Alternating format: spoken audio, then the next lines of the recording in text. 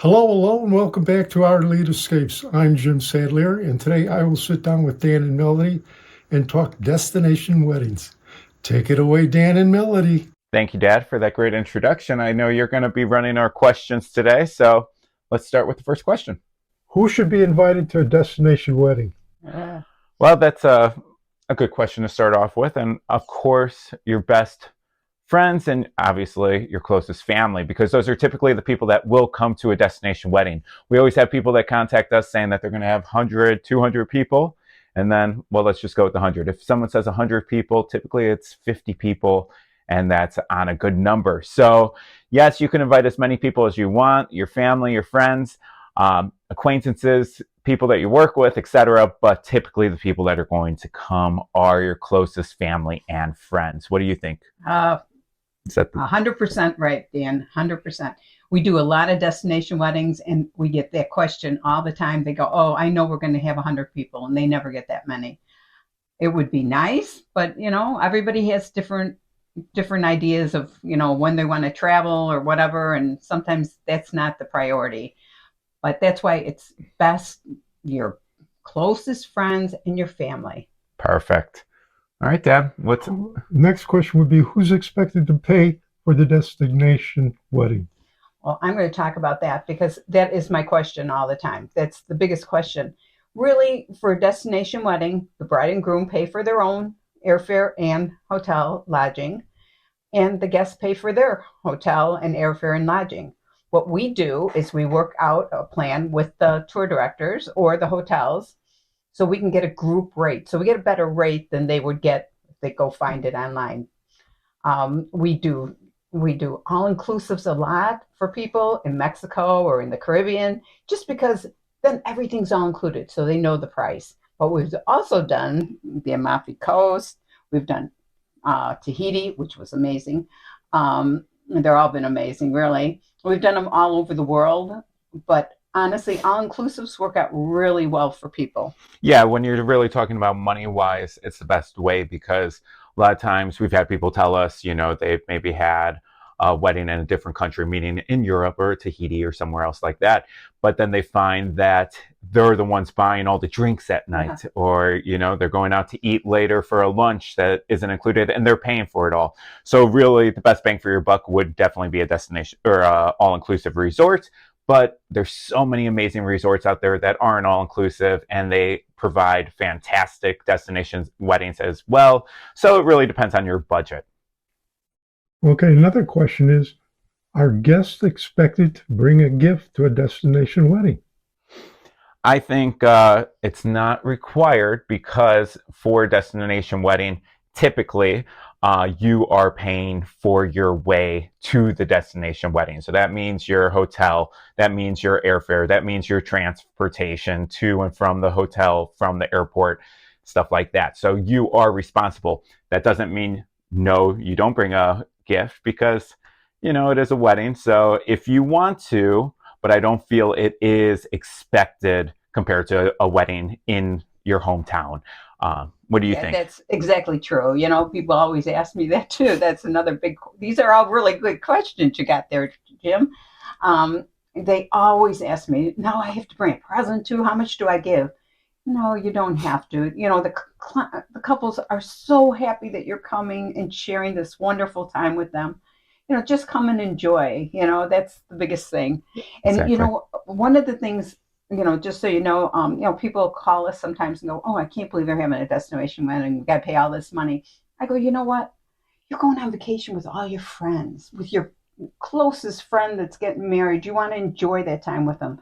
Just go and have a great time. And you know what? People come back, and this happens all the time. They go, "That was the greatest wedding. We had so much fun. We're going to do a reunion next year. We're all going to get together." It's wonderful. It's really a great opportunity for everybody to mix and have a great time. Yeah. Well, who pays for the food at a destination wedding? The food. Well, okay. This is at a destination wedding if you're at an all-inclusive first, okay? The bride and groom will pay for the reception and the food because that's a private affair. So they will pay for that. Otherwise, if it's an all-inclusive, they just eat all over the place, whatever. But they get to come to the wedding and have that private food, but the bride and groom will pay for that. Now, if it's at, like when we had it in the Amalfi Coast or in Tahiti, the bride and groom pays for just the wedding part of it. You know, they don't pay for the other extra days. It's just the food part of it. Yeah, that's what's expected, at least. Yeah, that's what's You know, expected. again, it always depends on the couple, on their budget, because you do have those couples that do have that budget to be able to pay for Yeah. everything. So we keep talking about Amalfi Coast and Tahiti, but I know with Tahiti, they paid for everything and for Yeah. everyone to go there. But that was that client. You know, you could also do, you know, there's Irish castles. There's so many different things that you could do and take over, and a lot of opportunities around the world to take over resorts fully, you know, because there are some smaller resorts. So even if you only have 10 to 20 people, there's resorts that you could take over exclusively, you know, and obviously way larger size as well. You could do that, but you Right. could have a small intimate wedding with 10 people, but there's resorts that only hold 10 people. So it's such a great experience that way as well. Yeah. And I love doing villas too. In the Amalfi Mhm. Coast, they have fantastic villas that they do. And we can rent out the whole place. And they can either stay there and just have the wedding there.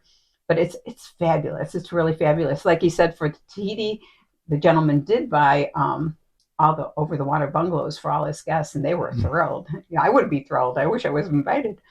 But it's totally what's good for you, whatever you want.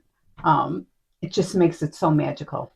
Yeah, and really but the main thing that would be included with food, or who's paying for food, are the bride and groom Hmm. when it is the wedding day. Outside of that, it is pretty optional. Right. Well, next question would be, how far in advance should you book a destination wedding?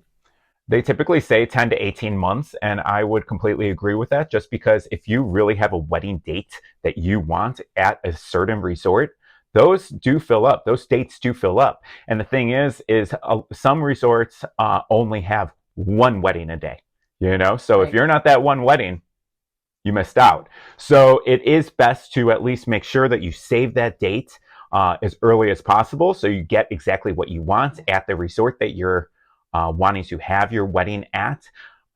Doesn't mean that you can't do it less time. It just means that you definitely will have to be more flexible. Yes. And the most popular day to get married is a Saturday. So if that's the day you want to get married, I am telling you, those are Saturdays go off fast, really fast. So it's always good to book way far in advance, even if we don't even have the hotel or the airspace yet, that we couldn't get that yet. Book that wedding. You know, you can always change it, but you want to book it. It's really important. That's the biggest thing. And just so you know, we do have a wedding coordinator on staff at some of the all inclusives. We always find that they will be there with you. So in case there's anything that goes, you know, that you want something changed, you want to do this, you want to do that, or the um, rehearsal dinner, they do everything for you too. We get everything done. So you don't have to worry about a thing. Good question would be, what is your favorite destination resort? Mm-hmm. I think for a family wedding, Dreams Natura in the Riviera Maya would be my pick. It's a great resort that is a fresh vibe in there. It's not a brand new resort, but it is still a new resort with a lazy river, multiple pools, water slides, a roller glider, which is kind of like a zip line, but it's just one, and you kind of go around. Um, Great food, great drinks. You know, it was just overall one of my favorite resorts, and definitely an amazing destination wedding spot. I know when we were there was a destination wedding going on, and they actually put a platform on top of the water, so it looks like you're standing on the water of the pool with an infinity view of the ocean behind you. Absolutely beautiful and amazing. How about you? Oh gosh, you know, I love them all, but I I can't even pick one because all the hotels do such a fabulous job. Fabulous. They love doing weddings. Those wedding coordinators are so into it. They really want to help you. They want to make it the best thing ever. One thing that I do want to mention, there's all different stipulations on getting married and where you're going to go to. Sometimes you have to be there 3 days in advance. Sometimes it doesn't matter. There's all different stipulations. We're here to help you with anything you need for a destination wedding. We want to make it easy for you. Instead of being stressed out bride or groom, we want you to just relax. We'll do everything for you.